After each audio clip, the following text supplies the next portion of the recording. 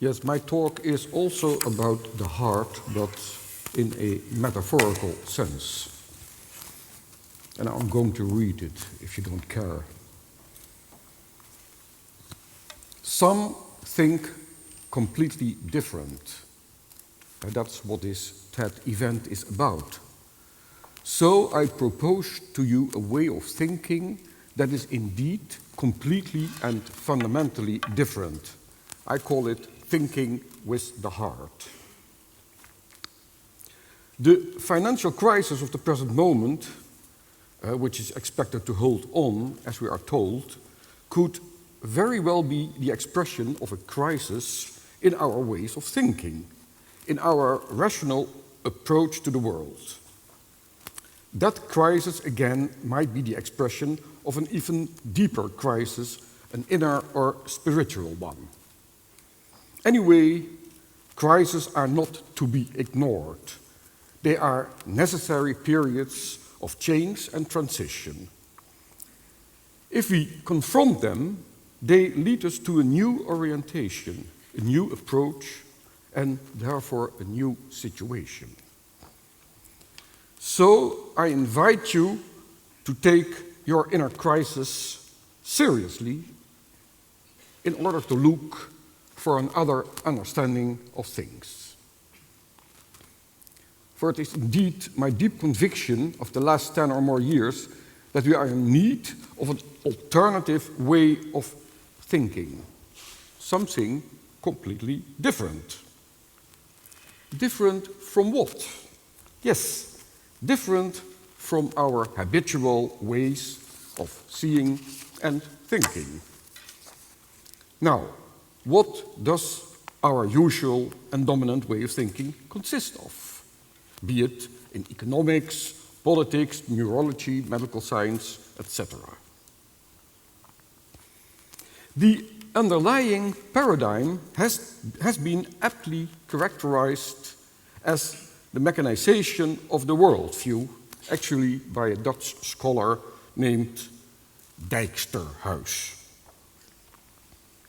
In this view of the world of our experience, the world of our experience is reduced to quantities, light, volume, weight, and so forth, and is thus stripped of its qualities, color, taste, atmosphere, etc. The world is perceived as a huge mechanism of which the behavior is in principle completely determined and foreseeable. For when we know the initial conditions of a system and the laws that govern it, we can deduce from its present state every position in the farthest future or the deepest past.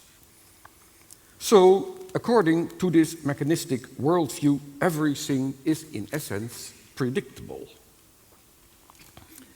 As a result of this view, we believe that we can control nature and the behavior of other people. Especially contemporary politics is very much contagious by this belief. Yet, present reality shows the contrary, doesn't it?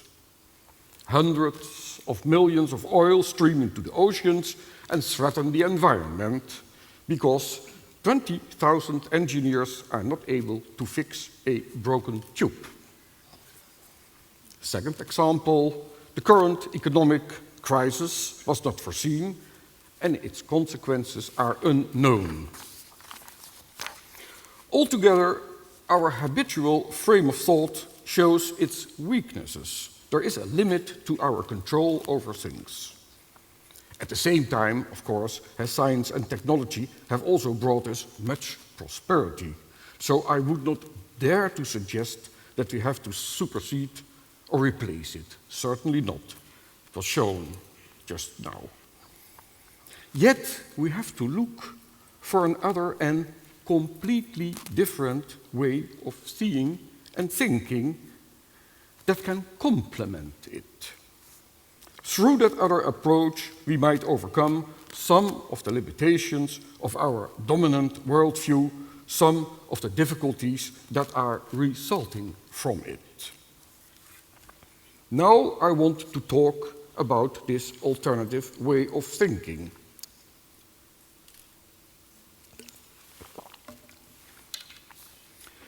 Usually we look at things through our conceptual spectacles. So we structure and organize our experience by starting from certain fixed concepts. According to the great French philosopher Henri Bergson, this habitual direction of our thinking has to be inverted in order to find an alternative way. Yet, merely turning around our manner of thinking would, in my opinion, not be enough.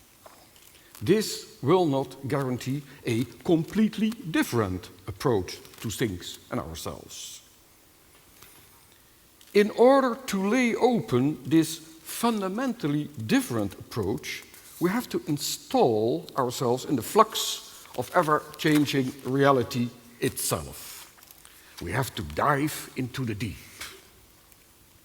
How can we make this leap, which is indeed a salto mortale?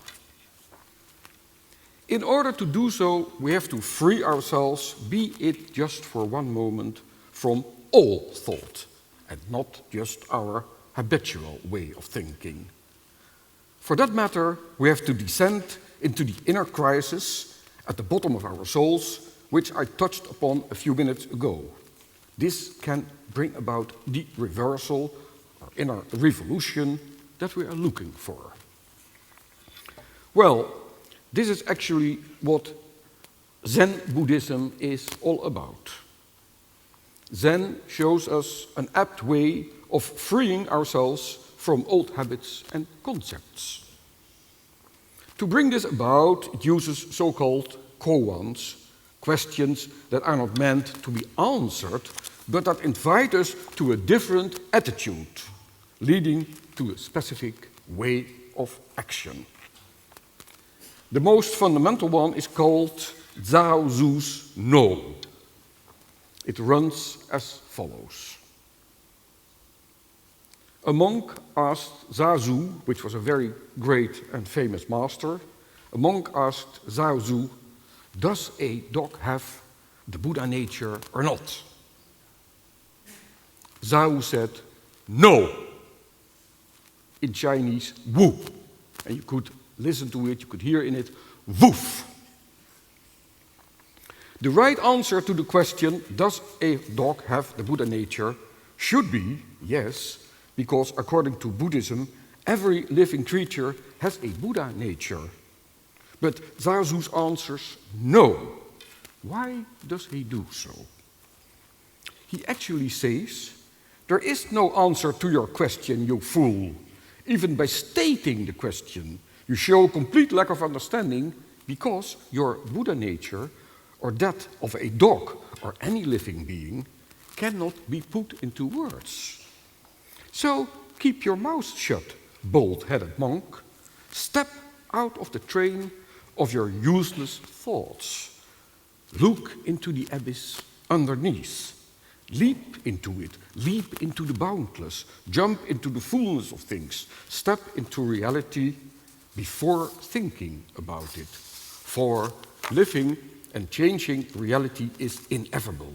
It defies any conceptualization. Yes, indeed, in their concrete presence, in their uniqueness, in their impermanence, things are unknowable. This was already known in antiquity. Individuum est ineffabile. Individual or singular things are unknowable.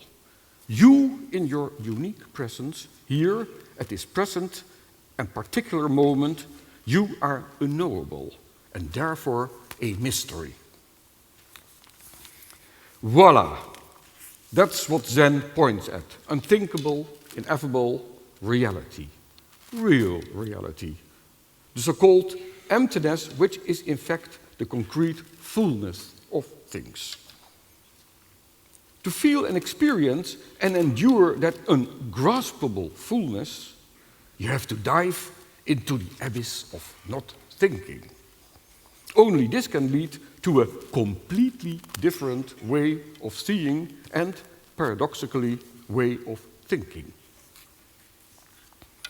Actually, instead of Buddha nature, I prefer to talk about the heart. When the barrier of Lao Tzu's no is broken through, when we step out of the stream of our thoughts, a deep inner reversal is brought about. Our heart, in a metaphorical sense, our heart is born. From now on, we see, feel and hear with the heart. Indeed, we hear and see the heart of a barking dog, of our fellow people, of a simple flower. For it is said, I look at the flower looks at me. The mystery of the flower reflects the mystery that is me, myself.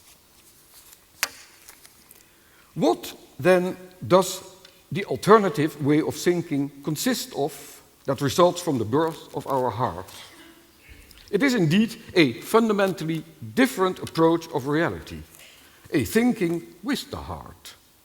It opens itself up for the wonder of even the most ordinary things, the marvel and gift of its arising, its being there, its flowering, its decay, and its perishing.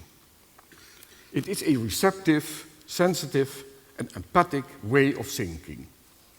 It follows life unfolding itself, so it accepts the unpredictability of living reality and bows down to it. No, ladies and gentlemen, I don't know how to fix the pipe, and I can't stop the economic crisis. But I can point to the underlying inner crisis. I invite you to listen to your heart, to give yourself over to the complex and often unpredictable beauty of living reality without forgetting the positive aspects of our scientific worldview. The alternative way of thinking that I've been sketching has very old roots. Be therefore not mistaken, it should not be associated with New Age. I will end with a quote from the father of Taoism on leadership, from the heart. And the father of Taoism is Lao Tzu.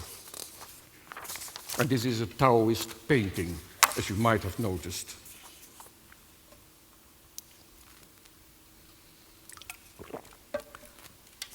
The best of all rulers is but a shadowy presence to his subjects.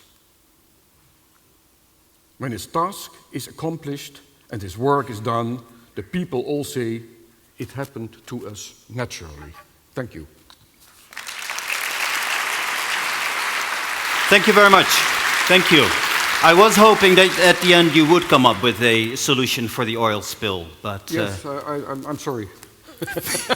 And I guess I was wrong in my introduction saying that you don't play favorites between Eastern and Western philosophy. I think you do have a preference for Eastern, right? Not really. No, Not really? I regard myself just as a Western modern philosopher. Okay. But I think we live in the world. Yes. And so we have access to all these marvelous different ways of thinking. We should use it instead of looking like that at the world. So that's... Exactly. Yeah. Thank you very much. Thank you. Jan Boer.